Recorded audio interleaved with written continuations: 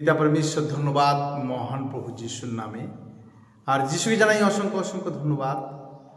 আজকে আরেকটিবার বাক্যের জন্য ঈশ্বর আমাকে মনোনীত করলো, যেন ঈশ্বরের বাক্যকে প্রচার করতে পারি। তার আগে একটা প্রার্থনা করে নেব। সৃষ্টির মালিক পিতা পরমেশ্বর, আপনাকে অসংখ্য ধন্যবাদ প্রভু যিশুর নামে। আর যিশুকে জানাই অসংখ্য অসংখ্য ধন্যবাদ প্রভু। আপনার কাছে এলাম যিশুর নামে প্রভু। প্রভু, আজকে যে বাক্যকে আপনি দিয়েছেন সেই বাক্যকে যেন শুনে মানুষ বুঝতে পারে প্রভু। আপনি বুঝিয়েছেন, এই জন্য আপনাকে অসংখ্য ধন্যবাদ প্রভু যিশুর নামে। প্রভু, আজকাল যেভাবে মণ্ডলীপতির তাড়না এসছে প্রভু, যেন আমরা ভয় না করি, প্রত্যেকে যেন সাহসের সহিত ঈশ্বরের কার্যকে করতে পারি প্রভু। আমার বিশ্বাস আপনি আমাদেরকে সেই হিসাবেই গড়ে তুলছেন প্রভু।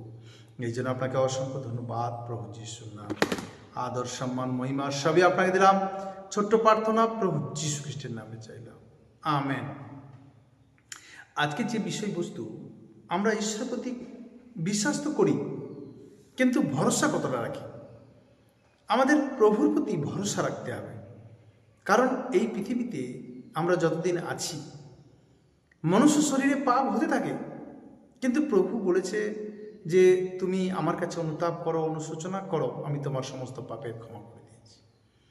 আমরা যদি দেখি আদি পুস্তক 28 অধ্যায় 15 পদে বলছে, আর দেখো আমি তোমার সহবর্তী, মানে ঈশ্বর আমার সহবর্তী, যে যে স্থানে তুমি যাইবে সেই স্থানে তোমাকে রক্ষা করিব ও পুনর্বার এই দেশে আনিব।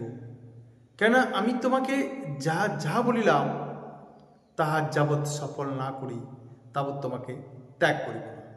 তারপরে ঈশ্বর তার প্রতিজ্ঞা অনুসারে আমাকে উদ্ধার করেছেন, অনন্ত জীবন পর্যন্ত তিনি আমাকে ত্যাগ করবেন না।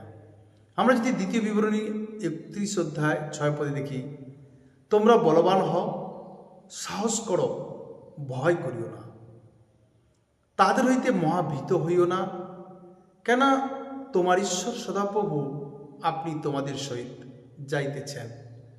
তিনি তোমাকে ছাড়িবেন না, তোমাকে ত্যাগ করিবেন না। আজকে জগৎ তোমাকে ছেড়ে দিতে পারে, আজকে পিতা, সন্তান, মাতা, ভগ্নী, কুটুম, আত্মীয় স্বজন তোমাকে ছেড়ে দিতে পারে, কিন্তু ঈশ্বর বলছে তুমি বলবান হও, সাহস করো, ভয় করিও না, ভীত হইও না, কারণ আমি সদাপ্রভু ঈশ্বর, আমি তোমাকে ছাড়বো না আর ত্যাগ করব না।